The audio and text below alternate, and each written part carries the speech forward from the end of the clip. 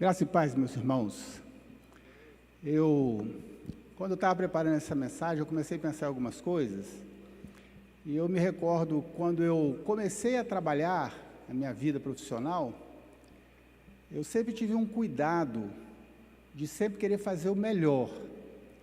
Eu não sei porquê, mas eu tinha essa característica, eu tenho essa característica de não me conformar em fazer o simples. Eu queria me aprofundar naquilo que estava fazendo. Eu estava me recordando que no meu primeiro emprego eu fui trabalhar numa imobiliária lá no Rio de Janeiro, e eu fui trabalhar como mensageiro. A imobiliária tinha tinha a matriz e duas filiais, e eu ficava de uma para outra, andando, levando documento, trazendo documento. Não tinha WhatsApp, não tinha e-mail, não tinha essas coisas, era tudo escrito. Eu tinha que levar correspondência, trazer correspondência, e durante o dia eu ficava naquilo dali. E havia momentos em que eu não tinha como sair, não tinha serviço para fazer, eu ficava dentro da imobiliária, e aí eu ia e limpava os vidros, porque era toda envidraçada, era de esquina envidraçada, e eu pegava um pano e ia limpar, porque as pessoas botavam mão, ficava marca de mão, eu limpava aquilo tudo, aquilo me incomodava. Eu comecei a observar como os corretores captavam o imóvel para venda. Naquele tempo era no jornal, eles pegavam os anúncios de jornal, e quando não tinha a referência do corretor, é porque era alguém, uma pessoa física que estava vendendo. Então, eles ligavam para aquela pessoa, sondavam o tipo do imóvel, e conversava, e no final dizia: olha, eu tenho um comprador para o seu imóvel, eu sou corretor, tenho um comprador para o seu imóvel, posso ir conhecer? E aí ia, conhecia e captava o imóvel para a imobiliária. E o corretor que capta, está aí o Rangel que sabe disso, ele ganha um percentual, né, Rangel? Quem capta o imóvel para a imobiliária ganha um percentual, e quem vende ganha outro percentual. E eu comecei a observar aquilo. Um dia eu cheguei para o gerente e falei assim: eu posso fazer aquilo dali também? Eu devia ter uns 17 para 18 anos, ou 16, por aí, não me recordo a minha idade. Mas eu perguntei: posso fazer isso? E ele falou assim: mas você vai saber fazer? Eu falei assim: eu vi eles fazendo, eu faço isso aí, eu sei fazer isso. E aí eu disse: tá bom, pode fazer. E eu comecei a fazer. Toda vez que eu não tinha que sair para poder ir para outra filial, eu pegava o jornal, ficava olhando e conseguia captar algumas coisas, comecei a ganhar um dinheirinho. E aí teve uma época que eu resolvi estudar, que eu queria entrar na Marinha. Meu sonho era ir para a Marinha, ser oficial da Marinha. E eu fui falar com o gerente que eu queria sair porque eu queria estudar, passar um ano estudando para entrar para a Marinha. E aí ele falou assim: não sai não, fica aí. Eu te dou 2 horas para você estudar. Aí eu disse: mas eu já tenho 1 hora de almoço. Não, além da sua hora de almoço, eu dou mais 2 horas. Ninguém te pede nada durante 2 horas para você estudar. Mas eu falei assim: não, eu não quero, eu prefiro parar para poder estudar. Ele ainda insistiu, mas eu resolvi sair. Fui fazer a prova da Marinha, mas não passei. Cheguei atrasado no dia da prova e não consegui entrar. Aquilo me trouxe uma frustração, eu desisti da Marinha naquele momento. Na Marinha não é meu não. Mas eu carreguei sempre comigo isso, de fazer algo com excelência. E talvez, obviamente, em primeiro lugar por Deus, que sempre velou pela minha vida, né? Mas pelo meu zelo com o meu trabalho, eu sempre tive a oportunidade de escolher onde eu ia trabalhar. Eu nunca fui mandado embora. Eu sempre pedi demissão porque estava indo para uma outra empresa. Porque abria-se uma porta, eu fazia prova, participava de processo seletivo, conseguia entrar, e entrava, trabalhei em grandes empresas, e a minha vida sempre foi assim, até eu me aposentar. Hoje eu sou aposentado, mas continuo trabalhando. Eu sempre tive a oportunidade de escolher, e eu dou crédito a isso um pouco desse zelo que eu sempre tive em fazer as coisas, fazer bem feito, procurar fazer bem feito, e Deus me honrou por conta disso. Minha filha, quando começou a trabalhar, ela trabalha na Bianco Grace, foi o primeiro emprego dela. Aí eu conversei com ela e ela entrou como estagiária. E lá eles têm o hábito de colocar a pessoa para estagiar durante 1 ano, e somente depois de 1 ano eles efetivam. E eu conversei com ela e falei assim: olha, faça tudo com excelência, não faça como estagiário. Faça como se fosse uma empregada, uma funcionária, com carteira assinada. Vá além daquilo que te pedem. Ultrapasse os limites daquilo que estão mandando você fazer, até você se tornar imprescindível para aquele que supervisiona o seu trabalho. Para o dia que ele perceber que há uma chance de você sair, ele vai te efetivar. E aí não deu outra, irmãos. Com 4 meses, o supervisor dela falou assim: olha, eu vou pedir a sua efetivação. e com 6 meses ela foi efetivada. Né? Aquilo que deveria esperar 1 ano, com 6 meses. E eu sempre falo isso para ela, olha, sempre faça o melhor, vista a camisa da sua empresa, nunca fale mal da sua empresa, fale sempre bem, né? Honre quem paga o seu salário. Se é ruim, você escolheu trabalhar lá. O dia que estiver ruim, você procurou um lugar melhor. Mas enquanto você estiver lá, é a melhor empresa do mundo para se trabalhar, aquela ali. E eu trouxe para a minha vida esse procedimento e passei para ela isso aí. E eu penso que a gente deve agir dessa forma, né? Assim como a gente age, como eu agi na vida secular, a gente não tem vida secular, né, pastor? A gente só tem uma vida, né? Mas no meu dia a dia, no meu trabalho, eu sempre procurei fazer o melhor na minha vida espiritual também. Mas a gente sabe que a vida espiritual é um outro patamar, é um outro nível, é uma outra forma de agir.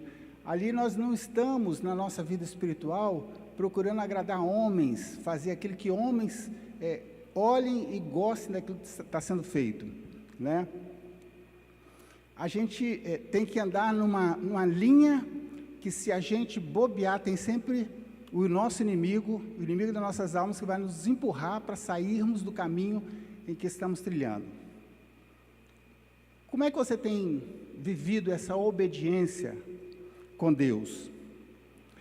Você tem feito tudo o que Deus manda? Você tem feito tudo que Deus manda? Aquilo que Deus manda, você faz? Ou você tem superado as expectativas de Deus com relação a você? Pois eu quero te dizer o seguinte: se você faz exatamente aquilo que Deus manda, eu vou agora deixar você meio triste, mas a Bíblia diz que você é um inútil. Sabia disso? A Bíblia diz que você é um inútil. Vamos abrir a palavra de Deus lá em Lucas, capítulo 17, versos 7 a 10.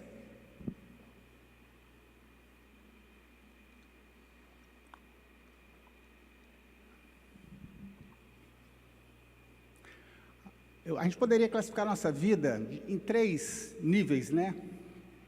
A gente pode ter uma vida de excelência, uma vida de mediocridade, e a expressão mediocridade pode parecer pejorativa, mas ela quer dizer mediana, né? Mediocridade, ou uma vida de inutilidade. E eu quero levar você a pensar sobre isso hoje. Como tem sido sua vida espiritual, né? Nós podemos refletir sobre isso. O texto de Lucas 17, a partir do verso 7 até o verso 10, diz assim: qual de vocês, que tendo um servo que esteja arando ou cuidando das ovelhas, lhe dirá, quando ele chegar do campo, vem agora e sente-se para comer? Pelo contrário, não dirá, prepare o meu jantar, apronte-se e sirva-me, enquanto como e bebo, depois disso você pode comer e beber. Será que ele agradecerá ao seu servo por ter feito o que lhe foi ordenado? Assim também vocês, quando tiverem feito tudo o que lhes for ordenado, aquilo que foi mandado fazer, devem dizer, somos servos inúteis, apenas cumprimos o nosso dever. Pesada essa palavra, né? Esse texto é muito pesado. E esse texto, ele nos leva a uma reflexão. Existem algumas mensagens que às vezes a gente ouve em cima desse texto, e a tendência, muitas vezes, daquele que está pregando, daquele que está meditando sobre esse texto, é tentar, de alguma forma, dizer aquilo que o texto, na verdade, está dizendo, dizer uma coisa diferente daquilo que o texto está dizendo, tentar dourar a pílula, né?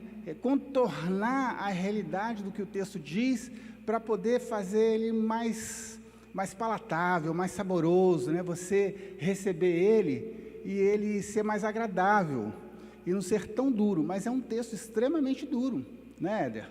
É um texto pesado. Quando a gente pega um texto desse aqui e olha, é uma mensagem que ela não merece tanta interpretação, ela é muito clara, muito direta, né? Ali diz de um servo e de um senhor. Quais são as obrigações de um servo? O que o servo deve fazer? A gente não vai fazer aqui como esses comentaristas e tentar contornar, mas, ao mesmo tempo, nós vamos tentar contextualizar esse texto, trazer para nós. Vamos ler alguns textos que podem nos levar a uma reflexão melhor. Esse texto ele tem uma mecânica de 3 fases. A primeira fase, a mecânica inicial desse texto, ele fala de um servo que estava cuidando do arado, cuidando do gado, cuidando de todos os seus afazeres, que ficava na área externa, né, vamos dizer, de uma fazenda, né, de um campo, onde tinha lá o seu senhor e ele tinha suas obrigações externas. Então, a gente pode imaginar que ele acordou cedo, deu de comer aos animais, arou a terra, plantou, colheu, guardou, fez todos os seus afazeres na parte externa. E esse servo volta para casa numa expectativa de chegar na casa e ser convidado pelo seu senhor a sentar na mesa e partilhar do jantar com ele. Mas aí vem a segunda mecânica da coisa. Ele tinha os seus afazeres fora da casa, mas ele também tinha os seus afazeres dentro da casa. Ele cuidou da parte externa, mas havia uma parte interna para ser cuidado. E quando a gente pega essa analogia, essa comparação que ele faz da parte externa e a parte interna, nós podemos muito bem aplicar a nossa vida. Aquilo que nós somos externamente e aquilo que nós somos internamente. Aquilo que as pessoas veem e aquilo que as pessoas não veem. Como as pessoas me enxergam, mas como eu realmente sou. Então, muitas vezes, ao longo da nossa vida, quando a gente faz uma retrospectiva, nós podemos observar que, em muitos momentos, nós ficamos muito mais preocupados com a nossa parte externa e negligenciamos a nossa parte interna. Nós estamos muito preocupados em mostrar para os outros uma santidade que não vivemos, do que sermos realmente santos ao Senhor, independente do que o outro vai pensar de mim. É ou não é verdade? Eu estou mentindo? Todo mundo já passou? Se alguém não passou por isso, por favor, vem aqui, coloca a mão na minha cabeça e ora por mim, eu quero receber essa unção.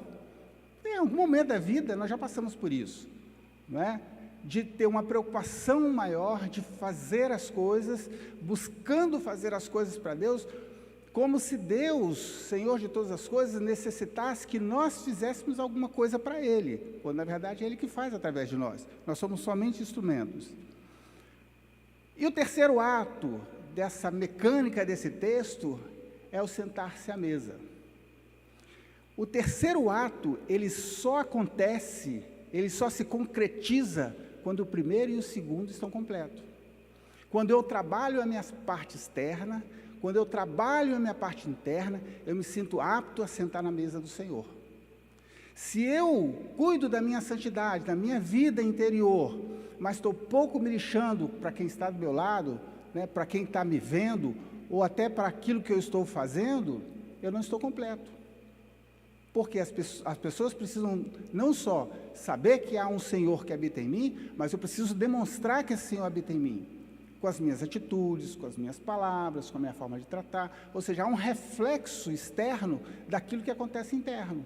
Daquilo que Deus faz dentro de mim, reflete externamente. Então, quando essas duas coisas casam, quando elas se completam, eu me sinto apto a sentar na mesa do Senhor e partilhar da mesa do Senhor. Então, esse terceiro passo é o terceiro ato dessa mecânica desse texto, né? Para fazer o serviço externo e interno, sem esperar aplauso, só então poderá se sentar na mesa. Aquele servo, ele chega na casa, talvez com a expectativa exatamente disso, de ter um Senhor que o aplaudisse. Muito bem, você fez isso, muito bem. E como eu estava falando, quando eu conversei com a minha filha, que ela começou a trabalhar, eu disse para ela assim, a relação de trabalho não é relação de sentimentos, é uma relação de troca de serviço. Você tem que fazer aquilo que lhe é pedido com excelência, trazer uma expectativa para quem supervisiona o seu trabalho e ultrapassar essa expectativa, mas é uma experiência meramente profissional. Você nunca vai deixar de pegar um emprego melhor porque você vai dizer assim, mas eu estou nessa empresa há 10 anos, e se eu sair, o que eles vão pensar de mim? Eles não têm que pensar nada, você tem que arrumar um emprego melhor e ir para uma empresa melhor. Assim como se a empresa passar por uma dificuldade e precisar cortar pessoal, ela pode mandar você embora e ela não tem nenhum compromisso com você. Ela não tem obrigação de manter você na empresa trabalhando. Se ela estiver em crise, ela resolveu cortar, acabou. Parte para outra, né? É uma relação profissional. Mas essa relação com Deus, ela não funciona dessa forma. Ela é diferente. É uma relação em que se estabelece um vínculo emocional com Deus, né? Não há nenhuma possibilidade de que nós que experimentamos a presença do Senhor na nossa vida, em qualquer momento dizer o seguinte, eu não preciso, vou buscar uma coisa melhor. Quem diz isso é porque nunca experimentou o Senhor de forma verdadeira. Teve pequenas experiências com Deus, né? Ou talvez com um povo de Deus, experimentou a experiência do outro, mas não teve a sua própria experiência com Deus, e aí simplesmente vira as costas e vai viver outra vida, né? Lá em Mateus 23, de 23 a 24, eu vou pedir a Vitória para colocar, 23, está ali.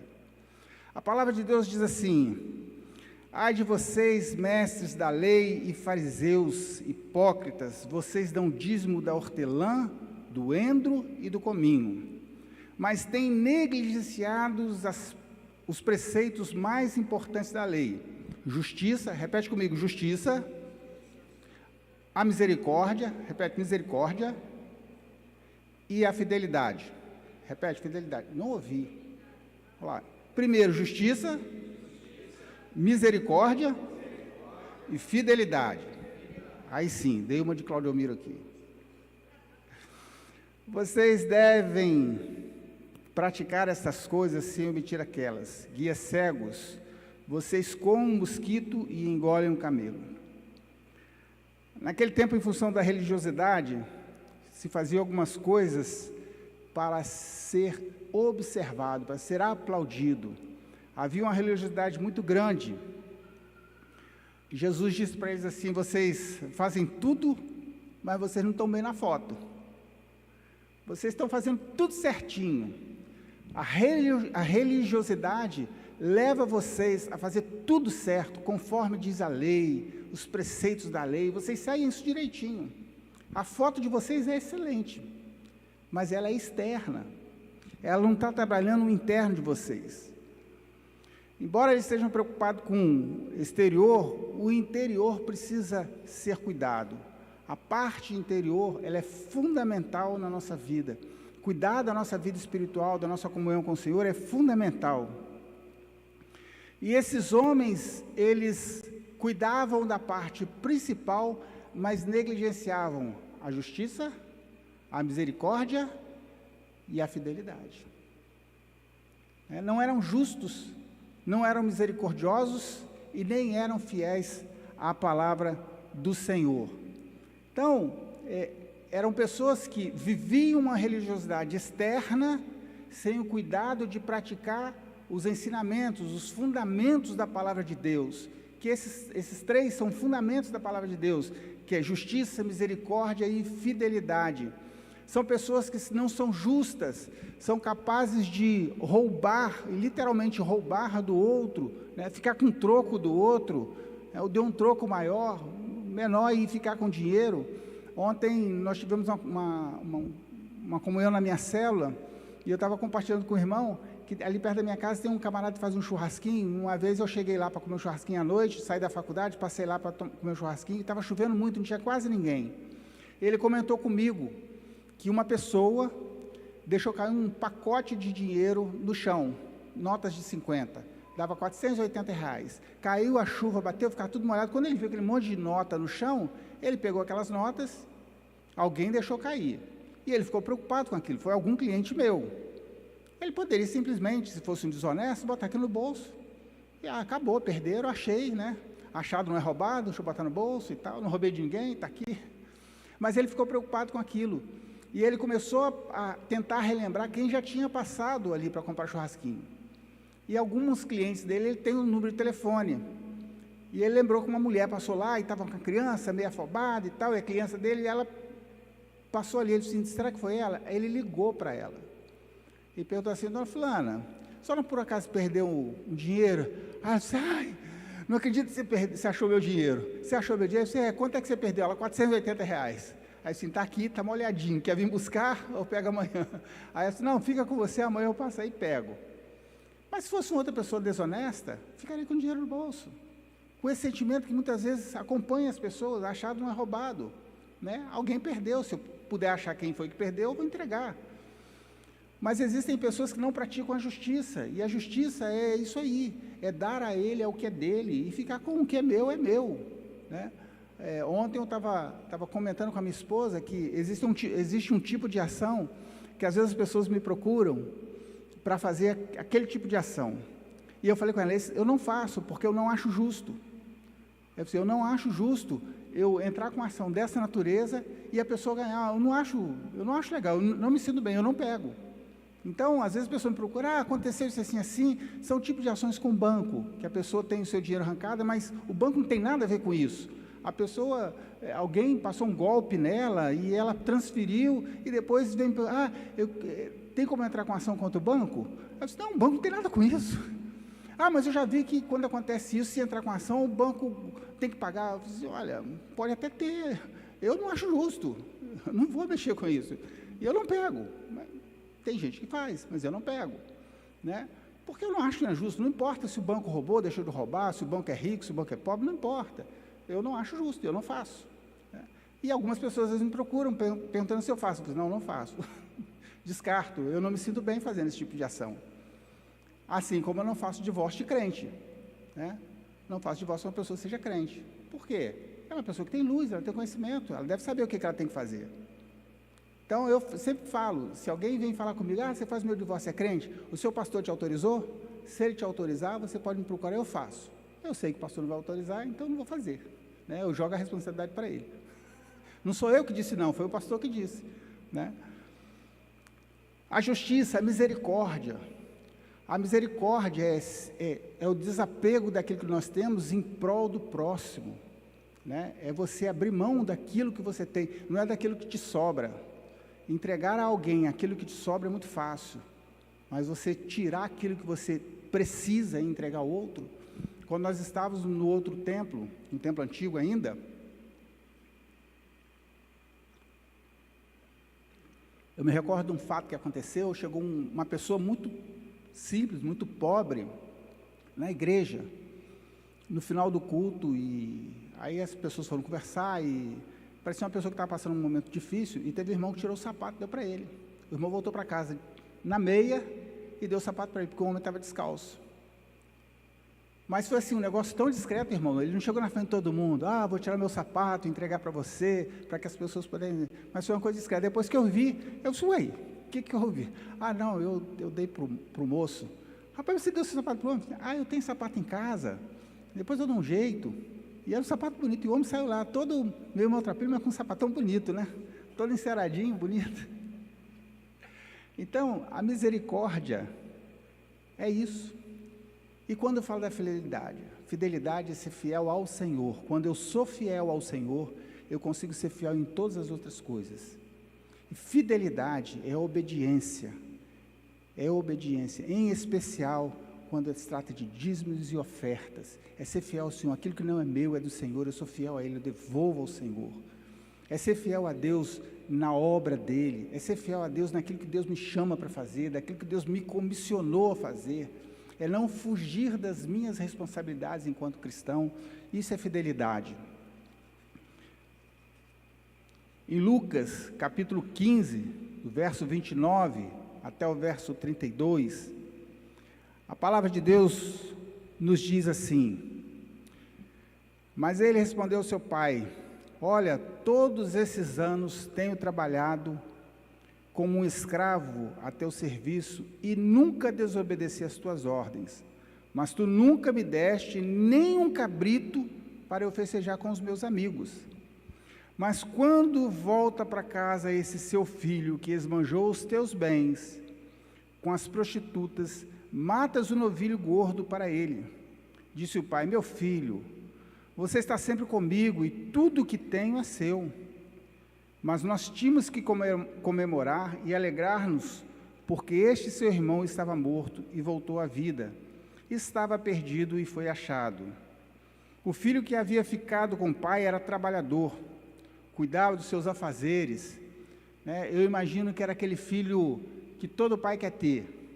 Menino bom, acorda cedo, faz as suas tarefas, arruma a cama. Olha só que coisa boa, hein? Quem tem filho homem aí sabe a dificuldade que é isso. Arruma a cama, ajuda a lavar o banheiro, né? Ajuda a fazer faxina na casa, limpa o quintal, varre, cuida dos animais, né? Ali era também um campo e ele tinha todas as suas obrigações, cuidava da plantação, arava, regava, colhia, armazenava. É aquele filho exemplar, aquele filho exemplar. E aí quando o irmão dele, que estava perdido, volta, ele fica indignado. Mas como? Eu estou aqui todos os dias com meu pai, trabalhando, todo dia de sol a sol, de domingo a domingo, levanto cedo, acordo tarde. Meu pai nunca matou um cabrito para eu poder me alegrar com os meus amigos. Mas aí chega esse esbanjador aí, que pegou a parte da herança dele e foi embora. Aí o que o pai fala para ele? Olha só, o seu irmão estava perdido e foi achado, né? E aquela festa é a festa que o Senhor faz para o perdido. Muitas vezes, irmãos, Deus está fazendo uma festa e a gente deixa de participar pela nossa ignorância, nossa ganância, nosso egoísmo. Nós achamos que Deus tem que olhar só para nós. Mas eu estou aqui na igreja todos os dias, toda a campanha de oração, toda a madrugada de oração, eu estou aqui buscando ao Senhor. Aquele irmão saiu, foi para o mundo, bebeu, se prostituiu, largou a família, fez tudo, e de repente ele volta e Deus abençoa, ele prospera, e eu estou aqui, como se a nossa vida espiritual fosse uma troca com o Senhor.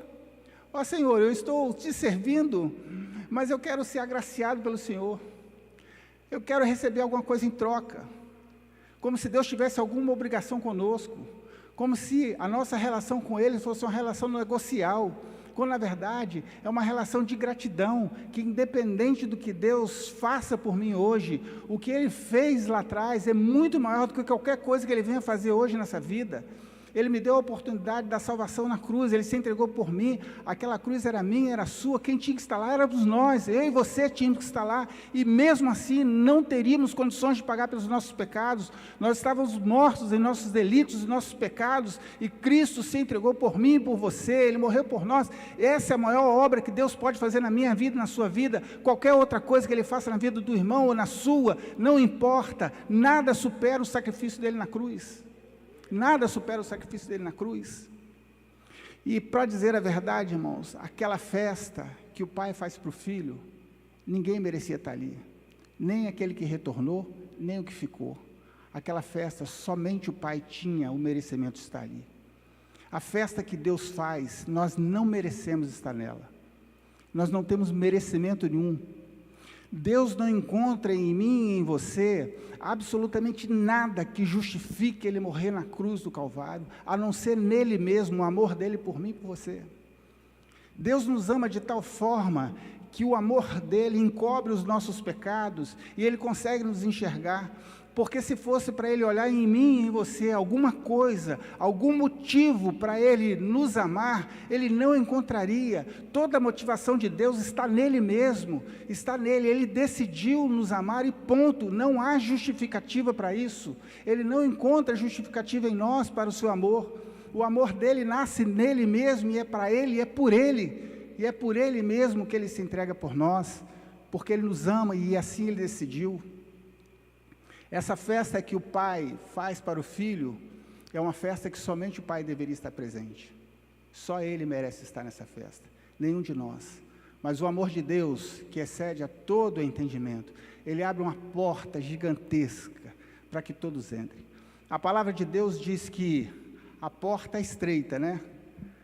Mas uma vez eu vi um pastor dizer o seguinte: a porta ela é estreita, mas larga o suficiente para passar todo mundo. E ela tem no máximo 90 centímetros de altura. Sabia disso, pastor? Ela tem 90 centímetros de altura. você não consegue passar se não for de joelho. Você tem que passar de joelho. Então ela é baixinha, ela é larga, é bem estreita, mas o suficiente para passar a humanidade toda, se a humanidade toda se entregasse ao Senhor. Mas ela é muito baixa, porque você não passa em pé, você tem que se ajoelhar e passar nela ajoelhado, se arrastando para estar diante do Senhor. Em Mateus 5, 20 e 22, Jesus no Sermão do Monte, ele diz assim: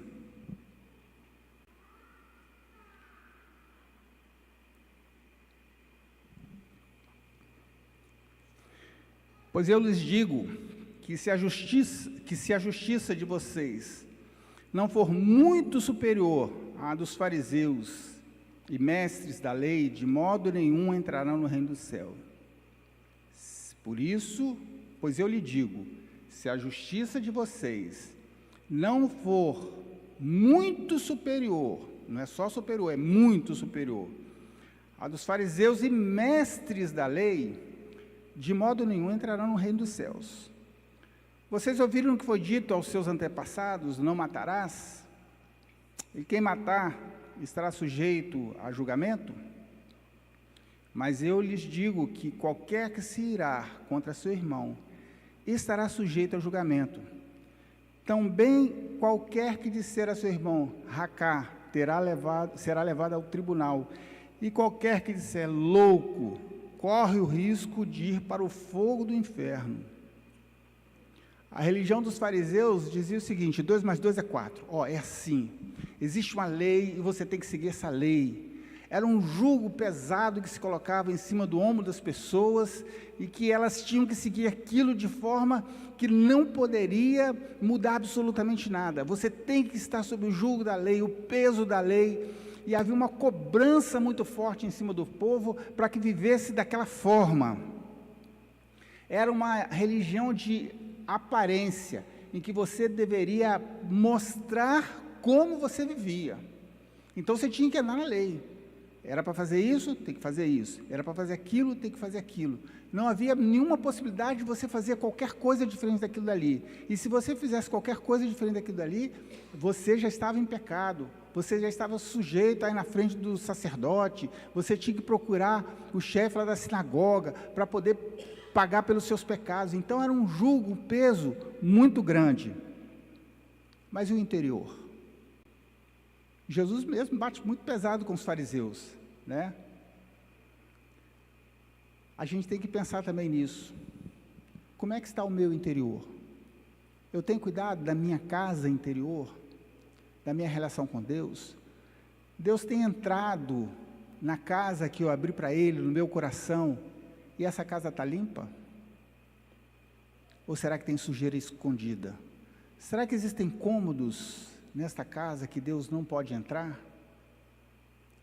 Que cômodos são esses? Que lugar é esse desta casa que Deus não pode entrar porque Ele vai se envergonhar daquilo que Ele vai ver?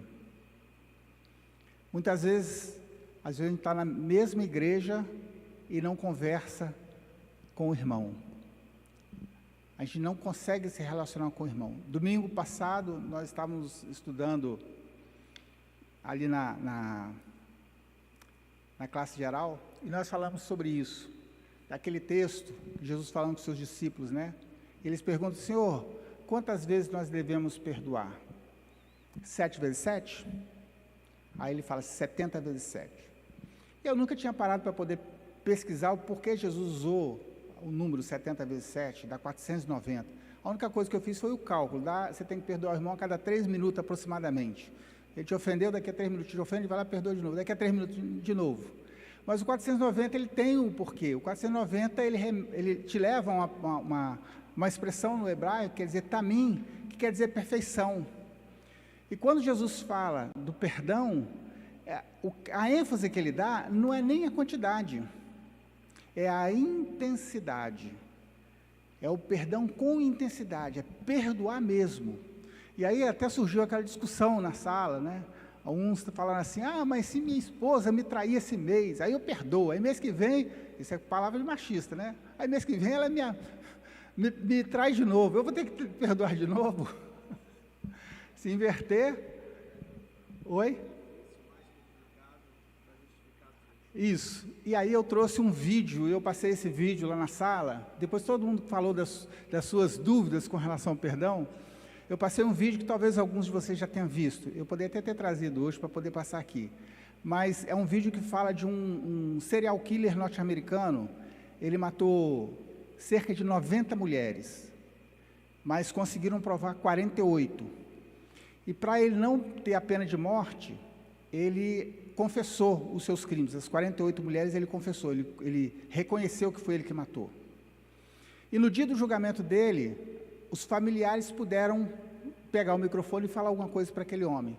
Umas falavam que odiavam ele, que queriam que ele sofresse o resto da vida dele, que ele vai para o inferno, que ele vai para aquele lugar, e coisas horríveis da vida dele. Cada um teve a sua oportunidade, até que um senhor sobe lá para poder falar, e ele diz o seguinte: senhor, esqueci o nome dele, você lembra o nome dele, Éder? Não, né? Ele virou para ele e falou assim: olha, aqui neste lugar, todo mundo odeia o Senhor, menos eu. Eu não estou entre as pessoas que te odeiam. E esse homem tinha perdido a filha dele, foi morto por aquele homem. E o Senhor está me obrigando a praticar a coisa mais difícil que a palavra de Deus me obriga a fazer, que é perdoar. E o Senhor está perdoado. E ele perdoou. Aquele serial killer, enquanto ele ouvia as pessoas, ele não movia um músculo da face. Ele estava ali passivo. Mas quando ele ouviu aquela palavra de perdão, aquilo moveu aquele homem, ele começou a chorar. Então, o perdão, ele não é a quantidade, é a intensidade do perdão. Quando a gente perdoa com intensidade, do fundo do coração, movidos pelo Espírito Santo de Deus, esse perdão, ele causa um bem não só a nós, mas ao outro que também ofendeu. Então, você não vai precisar, a cada 3 minutos, estar perdoando aquela pessoa, porque ela sequer vai ter condições ou coragem de ofender você de novo, porque o seu perdão causou nela um impacto tão grande, que muda a sua vida, mas muda a vida dele também. Então, o perdão é algo tremendo, que modifica. Então, perdoar o irmão, é não roubar a Deus, é não mentir, né? Então, aqui no Sermão do Monte, Jesus traz isso para nós, nos ensina isso, é ter o nosso interior limpo, cuidar do nosso interior. Eu tenho 5 perguntas que eu vou fazer, e você vai levar essa pergunta para sua casa, é o que você vai levar para meditar sobre isso, é que você vai refletir sobre esse texto. Você vai abrir lá em Lucas, capítulo 17, 7 em diante, depois, é o texto que a gente leu, o primeiro texto, e você vai refletir. E eu gostaria de deixar 5 perguntas para você. Dentro da sua vida, e dentro da missão que Deus lhe deu, você tem feito tudo ou em parte? Você está dentro do projeto de Deus por completo ou só está fazendo parte dele? Segunda, será que estamos negligenciando o melhor de Deus, assim como o filho que ficou e não o que foi embora?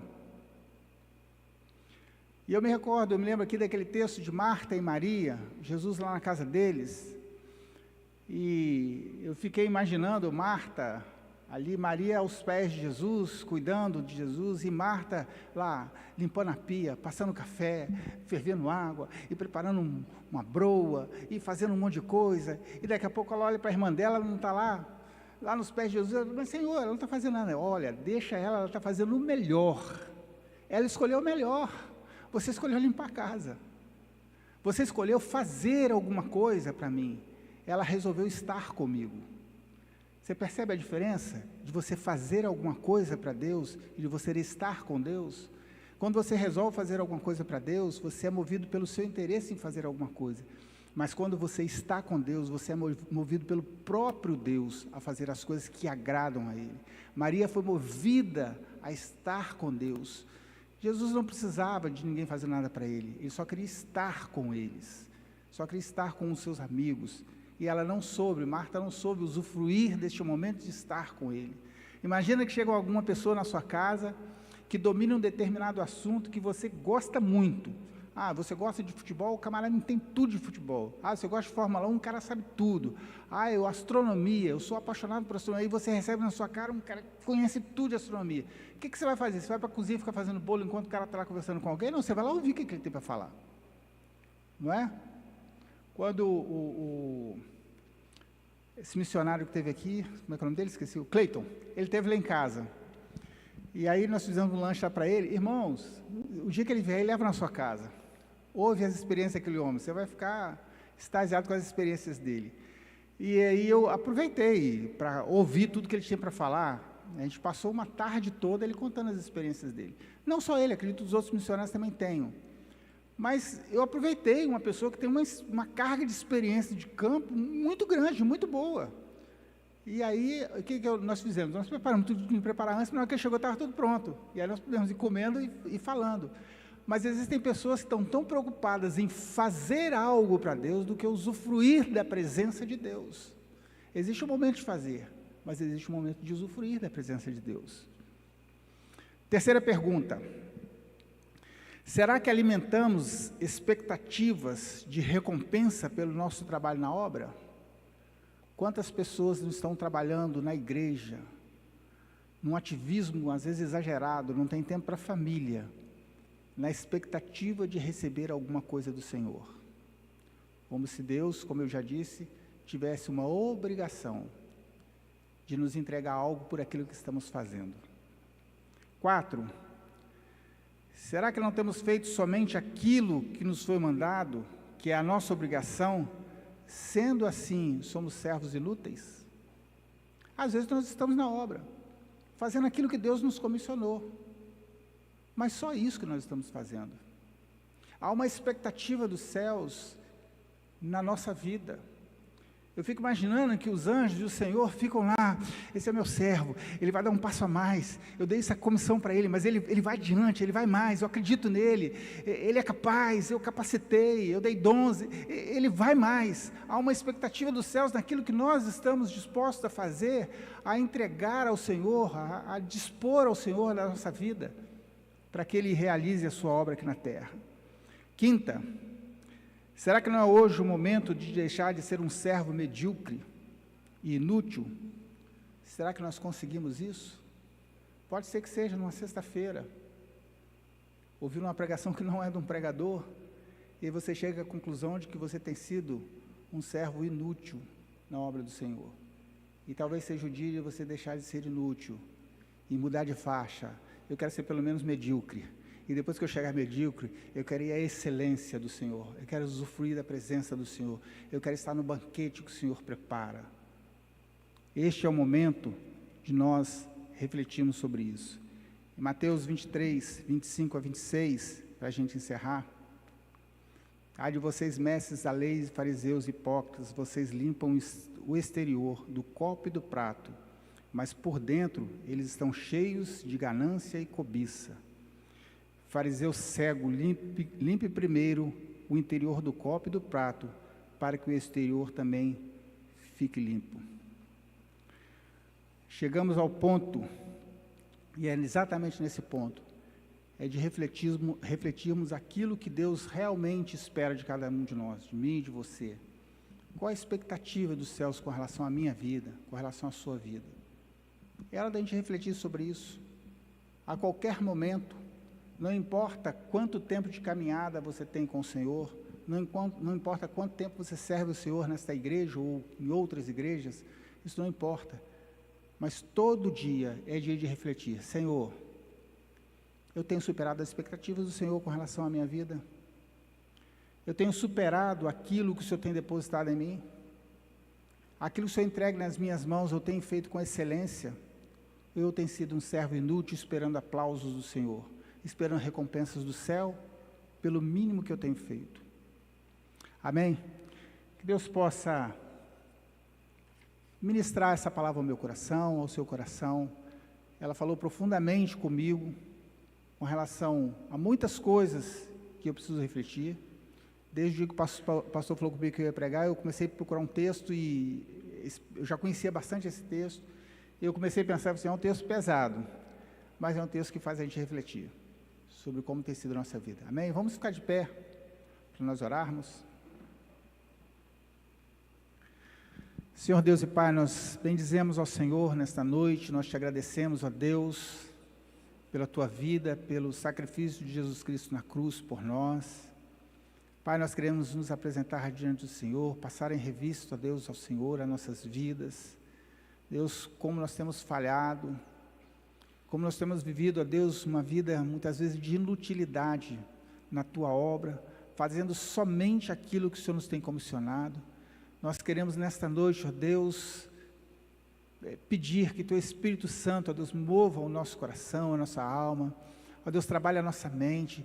Nós queremos superar as expectativas do Senhor com relação a nós queremos ir além, ó Deus, queremos ser servos de excelência, Senhor Deus, usufruir da mesa do Senhor, experimentar, ó Deus, daquilo de mais precioso que o Senhor tem para nós. Uma expectativa nossa, Deus, é no céu, não é nesta vida. Nós não queremos aplausos do Senhor por aquilo que fazemos, mas queremos, ó Deus, simplesmente ser servos do Senhor, ser um instrumento teu, Senhor, para que a tua obra possa se propagar nessa terra.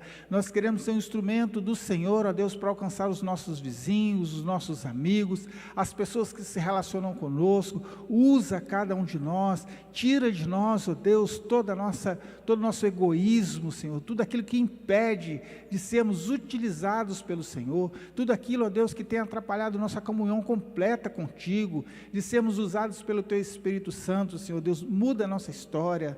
Nós não queremos permanecer, ó Deus, no mesmo lugar, mas queremos avançar em direção, ó Deus, ao centro da tua vontade. Nós queremos estar onde o Senhor está, fazendo aquilo que o Senhor quer, ó Deus, aos teus pés.